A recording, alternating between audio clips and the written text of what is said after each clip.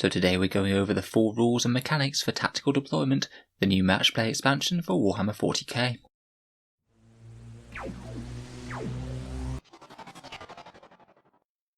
Hello and welcome back to Auspex Tactics, the strategy focused 40k channel, where we're all about getting the most out of our miniatures on the tabletop. So Games Workshop has now put up the Tactical Deployment book out for pre-order, and the full rules are out there on the internet from multiple different sources. In today's video we'll summarise exactly what the book is, what's included in the book and what isn't, how you play these new Tactical Deployment missions in 9th edition, and a general summary of my thoughts on the book. In general, Tactical Deployment is meant to be a new way to play 40k match play games, and it's a complete standalone mission pack that's an optional expansion for Warhammer 40k. You don't have to buy this book if you just want to play match play Warhammer 40k, it is very much an optional extra for if you want to play these missions. The aim of the book is that different players will bring some of their own terrain to a game of Warhammer 40k. That terrain might give them some additional rules in the game, and Games Workshop is sort of pitching it at events as well, maybe thinking that a tournament organiser might struggle to have enough terrain for a game, so if they use this mission pack then the players could provide it themselves. Whether any event organisers take it up or not is something that we'll have to wait and see. So what's actually in this book then? Tactical Deployment is one of these new style chapter approved type books, a ring binder paperback book, and you get just over 100 pages for your £25 or $40 US. In the book you get the mission setup sequence and rules for playing tactical deployment games, a new secondary objective list with 5 new secondary objectives, and a mission pack with 18 missions, with a fairly standard breakdown now of 3 for combat patrol, 6 for incursion, 6 for strike force, and 3 for onslaught. You also get pretty much the full rules for playing 40k missions, which are reprinted from the main rulebook, and it's actually really quite a hefty section of this book, 30 plus of the pages just being rules that you're likely to have already.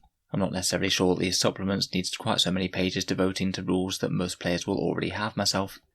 The core mechanics of this book are taking tactical terrain datasheets for certain points cost to go alongside your army, and what I'd say is the most notable omission from this book is that the datasheets for the terrain pieces themselves aren't actually included in it.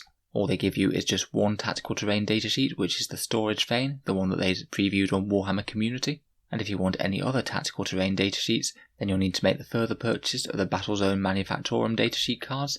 These cost a further £15 or $25 US, and you get 9 tactical terrain datasheets in that lot, plus a few other bits and bobs for things like Crusade missions. I think it's just a little bit disappointing that you have to buy these separately to the main book, meaning that if you actually want this book to be usable, you're going to have to drop quite a hefty £40 on it to include both the book and the data cards, never mind the actual cost of any terrain itself. This means that for the book Tactical Terrain at the moment, you only have the option for playing with Battlezone Manufactorum terrain pieces, and currently there's no data cards present for any previous Citadel terrain. I think that's a bit of a disappointment for this book. At the very least, I was expecting this book to have some generic style datasheets to at least get you started and hopefully allow you to play some tactical terrain missions from this book itself. Perhaps they'll come out with some more data cards at some point for some of the other pieces of Citadel terrain. There's no knowing at this point.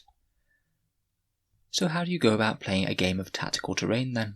First of all, you determine the battle size and you muster armies just the same as the GT mission pack, and then it has a section on gathering tactical terrain. Basically this is the army list building phase for the terrain that you're bringing to the game. You're only allowed to use terrain pieces with a datasheet, so currently that would only be the Battlezone Manufactorum terrain, the new bits that they're coming out with alongside the starter sets, and they must either all have the same Battlezone keyword, so if you were using lots of Battlefield Manufactorum terrains, if they came out with a different set then you wouldn't be able to mix and match, but you can include terrain that's allowed in all battle zones.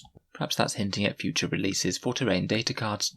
Some terrain features have the critical terrain feature rule. For the most part you can only include one of them in each of your lists, or twice in a game of Onslaught 40k, which is the one which has a 3,000 point limit. As is always with these new missions, things scale depending on whether you're playing a combat patrol game, incursion game, strike force game or onslaught game. There's different restrictions as to how many points of terrain you can bring, and different restrictions on the number of datasheets. For example, for combat patrol, you must have between 50 and 100 terrain points, you can't bring less, so you can't bring no terrain for example. You've got to bring a minimum of 2 datasheets of terrain, and you can't duplicate terrain features, so they've got to be different. Things scale from there. Incursion has between 100 and 150 terrain points, minimum of 3 datasheets, but you can duplicate them up to twice. Strike Force is 150 to 200, minimum of 4, and you can duplicate them up to 3 times. And Onslaught has between 300 and 400 terrain points, minimum of 5 different terrain pieces, and you can have up to 4 copies of each terrain piece and up to 2 of each critical feature because it's a bigger game. You basically record these before you see your opponent's army, much like you would an army list. From there you determine which mission you're playing, set up the battlefield as the mission denotes, and you place fixed objective markers as measured out on the mission pack. Interestingly, you roll off for attacker and defender, and one player gets to choose their deployment zone, although it's a bit weird seeing as there's no terrain on the board at this point, so you're just basically going to be picking one side of an equal blank canvas. Then before moving on to pick secondary missions, you deploy your tactical terrain. You start with the player who rolled to be the attacker, and then you alternate putting down one terrain piece, much in the same way that you alternate deploying units. Which terrain pieces that you drop first are pretty much set in stone. You have to deploy your highest points cost tactical terrain piece first, and then the second highest, and so on until you're deploying the most inconsequential pieces last. Each of the missions basically divides the board in half, each player having their own territory, and you can only set up tactical deployment terrain within your own territory. It means that you'll be basically responsible for setting up the terrain on your side of the board and your opponent on theirs. Many of the missions have terrain markers, indeed all the Strike Force missions do, and terrain markers basically give a bit of a guide as to where you have to set up the terrain. The first drops of tactical terrain that you do must be within 9 inches of these markers, until you've used up all of the markers. This basically means that you're guaranteed to be deploying your biggest, most impressive pieces of terrain in certain areas of the battlefield, though that 9 inches bubble does give you a fair bit of flexibility. Once those terrain markers are done though, everything's fairly flexible, the only other restrictions being that you can't put any terrain less than 3 inches away from the board edge or another terrain piece, and you can't put obstacles or buildings on top of objective markers, though you can do so with hills and area terrain. You just put the objective marker on top of the hill or on top of the area terrain. In theory, I guess the battlefield challenge would be to use the terrain to give you enough cover for your army and maybe hide your own key units, while trying to avoid putting down any pieces that might give your opponent some sort of advantage. The terrain pieces all have their own special rules as well, which you could potentially use to help your army with certain rerolls or repair abilities as we've seen previewed, or potentially hinder your opponent. After you've done that, basically everything progresses as per a normal 40k game. You select your secondaries, declare what reserves, and then you deploy your armies, starting with the defender. In the book they do give you this one example storage fane datasheet, one of the 9 different options from Battlezone Manufactorum. This one costs 40 terrain points. It basically maps out exactly what it should look like in game. There is a specific kit called Storage Fane and Engine Shed that you can buy from Games Workshop, and tying the rules to these does clearly seem to be a way to try and sell more of these models. The data card gives you terrain traits such as breachable, defensible, light cover and scalable, though this one isn't an obscuring piece of terrain, so it might not have quite as much impact on line of sight to certain models. This one does have special rules. It means that a few more models can throw grenades if they're within it, and perhaps more usefully, every time you have a model that's wholly within this terrain feature, you can reroll hit rolls of 1 for their ranged attacks. So it could be potentially useful for some infantry squads with some heavy weapons to hang out here, get a bit of extra cover, and also get a little bit more accurate due to the ammunition supplies. Other than that, we don't know all that many details about the other datasheets yet, though I will try and review them when they come out. So far the other one that we know is an engine shed, one that can repair vehicles for 60 points and is a critical terrain feature. I believe those pipelines will have some chance of wounding models that are taking cover behind them, and there's some sort of plasmic regulator that might make your plasma weapons a bit safer. It does seem like a lot of these could be a lot more useful for certain armies. The previewed ones all seem to advantage ranged armies as opposed to melee ones. As we mentioned, there are a fair few more secondary objectives to pick from, and unsurprisingly all the new ones from this list revolve around terrain features. The theme is that each of the categories has a fair few of the normal ones from Eternal War and the GT mission pack, and then one new terrain-based secondary for each category. For Battlefield Supremacy, we have Outright Domination, which is 3 victory points for each terrain feature controlled by your units at the end of the battle. They do define what controlling a terrain feature means. You basically have to have more objective secured models than your opponent on or in the terrain feature, and if they have none, then it's just more models in general. Could potentially be useful. Basically you're gambling on just having won the game and basically wipes your opponent off the map. Will certainly be more useful if you have more critical terrain pieces on the board. Next we have No Mercy, No Respite. Their terrain one is Targeted Destruction, which is a bit of a weird and spoilery type one to be honest. It's 4 victory points each time you destroy an enemy unit that's less than 3 inches from a critical terrain feature. If your opponent brought loads of critical terrain features with powerful rules to use, then their units might likely be hanging around near them, so it might be a good one to pick. It is a bit weird to have an objective that could incentivize your opponent to abandon all of their terrain pieces in a terrain themed game though. For Purge the Enemy we have Stronghold Denial. This one gives 5 victory points for each enemy building you destroy. I guess that's entirely reliant as to whether or not your opponent's bringing buildings to the board. potentially useful if they are bringing 3 or more. Next we have Shadow Operations, which is plant demo charges, where you get 4 victory points for each time you complete the plant demo charges action. You need an infantry unit less than 1 inches from a terrain piece in the opponent's territory. They start performing the action, and your opponent has until the start of their next command phase to kill them, and if they don't then it's 4 victory points, and that terrain piece is said to have had demo charges planted on it. You can only do this with 1 infantry unit per turn, and sadly it doesn't have any sort of fun abilities such as actually being able to destroy terrain pieces mid-game, which might have been fun, but I suppose possibly fairly unbalanced. Finally we have Warpcraft, which is Psychic Imprint. Basically you need to have a Psyker go around and perform a Warp Charge 4 action when they're within 3 inches from terrain in the opponent's territory. Again, you can only do each terrain piece once, so I think that this one will be quite hard to max, but maybe a fairly easy one to at least get a few points from. Overall, I don't think that these are desperately powerful. Probably the best one in my mind is Targeted Destruction for killing enemy units when they're next to critical terrain features, provided your opponent has got a fair few of them. Finally, we move on to the missions themselves. As we said, there's 18 in total, and it's by far the biggest section of the book.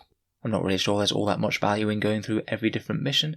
It generally seems to be fairly similar to the GT and Eternal War missions, preset objectives, either take and hold or domination for the primaries depending on how many objectives there are, and a unique secondary mission for each one, many of which revolve around terrain, but not all of them. Quite a few of these secondaries are scored at the end of the battle round, which I think is quite a positive development, as any objectives that are scored at the end of each battle round generally give a small advantage to the player going second, as it means that they can anticipate and counter their opponent before you have a chance to score. Many of them seem quite strong to me, and could definitely be taken in place of some of the other secondaries in the game. At least all the Strike Force missions have at least 2 terrain markers on them, which will mean that you're dropping your 2 biggest terrain features in certain areas of the board. Usually one tends to be in your own deployment zone, and one tends to be somewhere in the midfield. It does vary mission to mission though.